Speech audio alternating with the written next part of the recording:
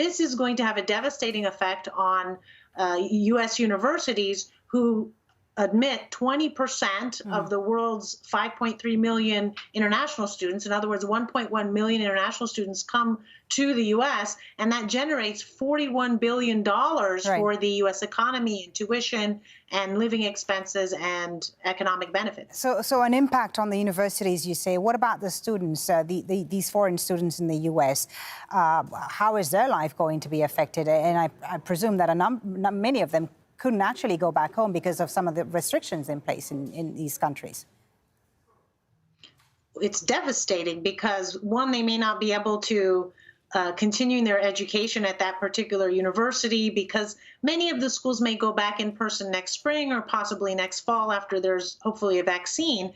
But also some of them cannot return home for various reasons, and they have changed their life completely in order to be here. But going back to what Trump's political objective is he's clearly continuing an immigration agenda, a xenophobic immigration agenda, which is to keep as many people that are from the global South and the global East out of the United States, whether it's through the Muslim ban, whether it's through immigrant work visas, and now immigrant or student visas. They're not immigrants, they're non-immigrants, it's student visas. But essentially, he wants to keep most of these students out because it's no coincidence that 33%, almost 34% now of the 1.1 million international students are from China. Right. 18% are from India, 5% from Saudi Arabia, another 5% from South Korea, and then the rest are from various countries, again, most of which are from the East, the Middle East, or Latin America and Central America.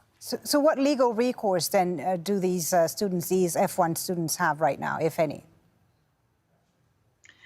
Unfortunately, those who are abroad will have very little recourse because if when you are outside the country and you're attempting to come in as a non-immigrant, the U.S. government has complete discretion in terms of visa issuance and visa cancellation.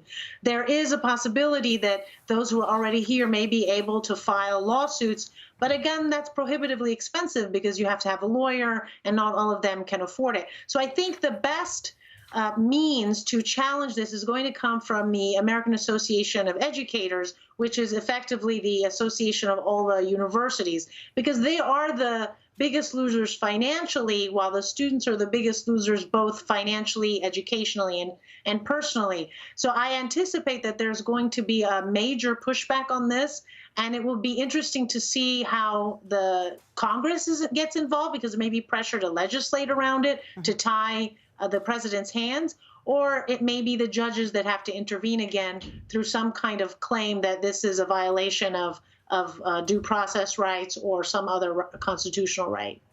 Thank you so much for your insight. Or it may also be a violation of the Administrative Procedures Act. Okay, thank you so much for your insight, Sahar. Always good to talk to you about this. Sahar Aziz, Professor of Law at Rutgers University. Thank you. Now, the former partner of convicted sex offender Jeffrey Epstein